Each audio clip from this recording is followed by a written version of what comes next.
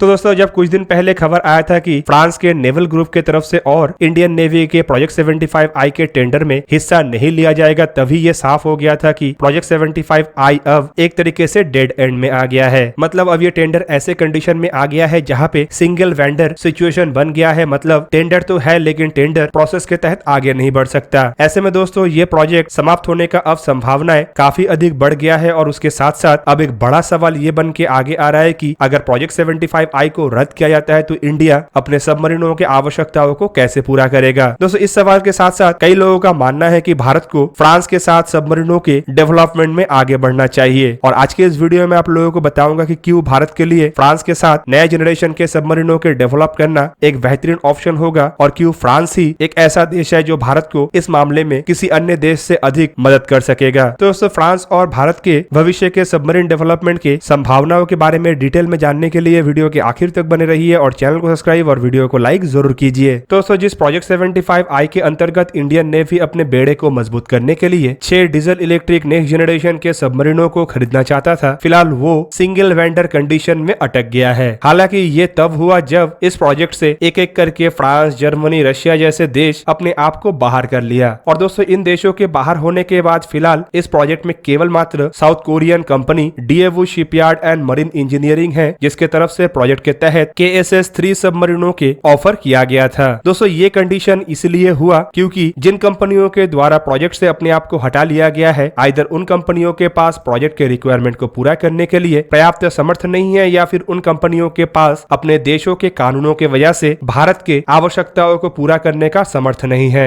Even बताया ये भी जा रहा है कि प्रोजेक्ट में लिथियम आयन जैसे बैटरीज के इस्तेमाल का बात कहा गया है और साथ ही साथ एक प्रूवन ऑलरेडी सबमरीनों में इस्तेमाल होने वाले एयर इंडिपेंडेंट प्रोपल्सन सिस्टमों का भी बात कहा गया है, जो कि फिलहाल फ्रांस के पास नहीं है और ना ही रशिया के पास है। हालांकि जर्मनी के पास है, लेकिन टेक्नोलॉजी ट्रांसफर के कुछ टर्म्स एंड कंडीशन के वजह से जर्मनी भारत के साथ प्रोजेक्ट के अंतर्गत आगे नहीं बढ़ सकता। हालांकि दोस्तों जब इन कंपनियों के प्रोजेक्ट से बाहर होने का खबर आया तब ये भी एक तरीके से पक्का हो गया कि सिंगल वेंडर कंडीशन में फिलहाल इस प्रोजेक्ट को इंडिया टेंडर के रूप में आगे नहीं बढ़ा सकता। हालांकि फिलहाल प्रोजेक्ट 75 को आगे बढ़ाने का कुछ ही रास्ता बचा है, जिनमें टेंडर को मॉडिफाई करते हुए फिर से उन कंपनियों को इनवाइट किया जाए जो प्रोजेक्ट से अपने आप को विड्रॉल कर चुका है, या फिर टेंडर को संपूर्ण रूप से रद्द करके नया टेंडर को जारी करना, या फिर दोस्तों ये भी हो सकता है कि टेंडर को रद्द करने के बाद एक गवर्नमेंट टू गवर्नमेंट डील के तहत कुछ सबमरीनों को खरीदा जाए। पर दोस्तों प्रोजेक्ट इस डेडलॉक कंडीशन में फंस जाने के बाद कुछ खबर ये भी आया था कि शायद भारत अपने अंडर वाटर कैपेबिलिटी को मजबूत करने के लिए किसी अन्य देश के ऊपर निर्भर ना हो, बल्कि अपने खुद के डीजल इलेक्ट्रिक सबमरीनों के डेवलपमेंट के तरफ आगे बढ़े। पर दोस्तों इसमें काफी देरी हो सकता है क्योंकि भारत ने अब तक सबमरीनों के डेवलपमेंट तो किया है, लेकिन ये बैलिस्टिक मिसाइल सबमरीन है, जबकि डीजल इलेक्ट्रिक सबमरीनों के डेवलपमेंट अब तक भारत के द्वारा नहीं किया गया, जिनमें भारत को कई तरीके के टेक्नोलॉजियों के डेवलपमेंट करने का आवश्यकता पड़ेगा और साथ ही साथ ये जो सबमरीन है इसे स्क्रैच से लेके कंप्लीट करना पड़ेगा, जो 1 दशक या उससे अधिक समय का काम हो सकता है। इवन दोस्तों ऐसे बड़े और महत्वपूर्ण काम में भारत को किसी एक्सपीरियंस पार्टनर का भी आवश्यकता हो सकता है। और दोस्तों ऐसे पार्टनरों के साथ ऐसे टेक्नोलॉजी रिलेटेड कॉन्ट्रैक्ट काफी लंबा प्रोसेस होता है और पार्टनर को सही ढंग से प्रोजेक्ट में अपने टर्म्स एंड कंडीशन में शामिल कराना भी काफी मुश्किल होता है। ऊपर से अगर देखा जाए तो इंडियन नेवी के बेड़े के जो सबमरीन है फिलहाल उनमें 6 कलवेरी क्लास के सबमरीनों के अलावा बाकी सभी सबमरीन कम से कम 2 से 3 दशक पुराने हैं। ऐसे सिचुएशन में इन सबमरीनों के रिप्लेसमेंट का भी आवश्यकता है और दूसरी तरफ चाइनीज नेवी के इंडियन ओशन के अंदर बढ़ते हुए कदम के बाद इंडिया को अंडर वाटर फ्लीट को भी मॉडर्नाइज करने का काफी अधिक आवश्यकता है। इंडिजीनियस सबमरीनों के डेवलपमेंट को लेके लंबे इंतजार से पहले भारत को अपने बेड़े के इमीडिएट आवश्यकताओं को पूरा करने के लिए कोई दूसरा उपाय भी ढूंढना पड़ेगा। और दोस्तों इन्हीं कारणों के वजह से अब कुछ एक्सपर्टों का मानना है कि भारत को फ्रांस के साथ नए जनरेशन के सबमरीनों के डेवलपमेंट के प्रोजेक्ट को आगे बढ़ाना चाहिए। दोस्तों यहाँ पे अगर भारत की तरफ से कोई Indo French joint venture project को आगे बढ़ाने का इरादा बनाया जाता है तो यहाँ पे भारत के सबसे अधिक मदद नेवल ग्रुप या फिर कहे तो पूर्व में जिसे DCNS कहा जाता है उसके तरफ से किया जा सकता है। यहाँ पे 2 तरीके के ऑप्शन भारत के सामने हो सकता है, जिनमें ऑलरेडी फ्रांस के तरफ से तैयार किया हुआ सबमरीनों के डिजाइन जैसे कि स्कॉर्पियन क्लास डीजल इलेक्ट्रिक सबमरीनों के डिजाइन का इस्तेमाल करते हुए एक नया सबमरीन का डेवलपमेंट करना, जहाँ पे भारत के तरफ से ऑलरेडी डेवलप किया हुआ टेक्नोलॉजी के इस्तेमाल के अलावा कुछ फ्रेंच टेक्नोलॉजीज भी होगा। हालांकि इसके अलावा और एक तरीका हो सकता है कि फ्रांस के तरफ से अंडर डेवलप्ड सबमरीनों के कॉन्सेप्ट के अंदर भारत के अधिक से अधिकतम इक्विपमेंटों का इस्तेमाल किया जाना। दोस्तों अगर प्रोजेक्ट 75I को देखा जाए तो इसमें भी भारत की तरफ से यही इरादा रखा गया था। असल में भारत किसी एक ओरिजिनल इक्विपमेंट मैन्युफैक्चर के सबमरीन के डिजाइन कॉन्सेप्ट को अप्रूव करते हुए उसमें अधिक से अधिकतम इंडिजीनियस कंपोनेंटों का इस्तेमाल करना चाहता था। पहले तो इन इंडिजीनियस कंपोनेंटों में स्वदेशी डेवलप किया हुआ एयर इंडिपेंडेंट प्रोपल्सन सिस्टम का भी इस्तेमाल का इरादा था और उस दरमियान कई सारे देश इस प्रोजेक्ट में अपने सबमरीनों के ऑफर को लेकर भी आगे आया था। हालांकि एयर इंडिपेंडेंट प्रोपल्सन सिस्टमों के क्लॉज में जब बदलाव आया तभी प्रोजेक्ट 75I में सबसे अधिक मुश्किलें आया। रिपोर्ट में बताया जा रहा है कि अब भारत स्वदेशी एयर इंडिपेंडेंट प्रोपल्सन सिस्टमों का इस्तेमाल नहीं करेगा, बल्कि जिस ओरिजिनल इक्विपमेंट मैन्युफैक्चरर को चुना जाएगा उसी के ही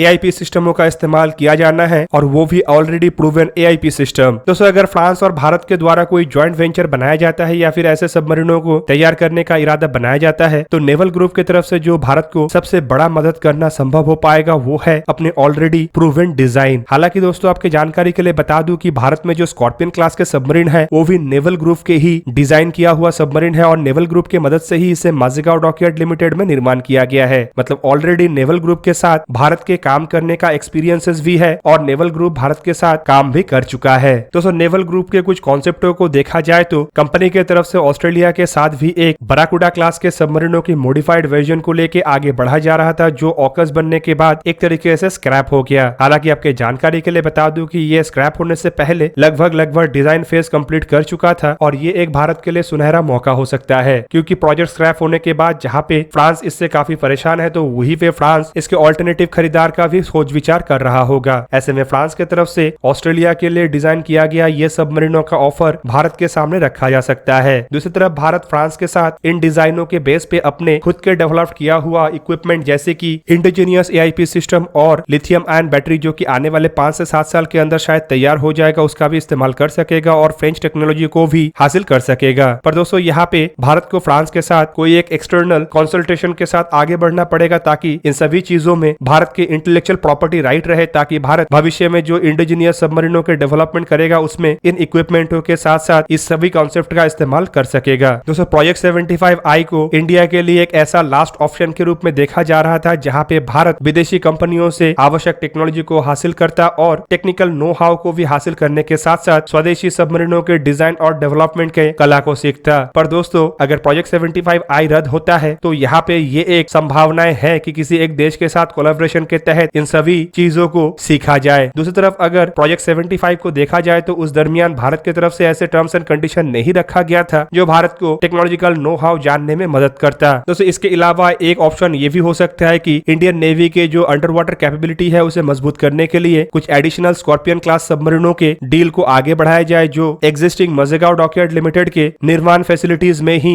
बनाया जाए। इससे इंडियन नेवी के अंडर वाटर कैपेबिलिटी घटने का संभावनाएं नहीं होगा और इंडियन नेवी को जो समय मिल जाएगा उसमें आवश्यक सबमरीनों के टेक्नोलॉजी के डेवलपमेंट या फिर किसी देश के साथ ज्वाइंट डेवलपमेंट करके इंडिजीनियस सबमरीनों के डेवलपमेंट के प्रोजेक्ट को आगे बढ़ाया जा सकेगा। फिलहाल दोस्तों, भारत को संपूर्ण स्वदेशी सबमरीनों से पहले एक ऑल्टरनेटिव को भी बीच में लाना पड़ेगा जो कि अंडर वाटर कैपेबिलिटी को लूज होने से बचाएगा और साथ ही साथ टेक्नोलॉजी को भी हासिल करने में मदद करेगा जो इंडिजीनियस सबमरीनों के लिए आवश्यक है। तो दोस्तों, ये था आज का वीडियो। अगर आपको वीडियो अच्छा लगा तो लाइक कीजिए और मेरे चैनल को सब्सक्राइब कीजिए और साथ में बना हुआ बेल आइकन को भी प्रेस कर दीजिए ताकि आप मेरा वीडियो देख पाए सबसे पहले। जय हिंद।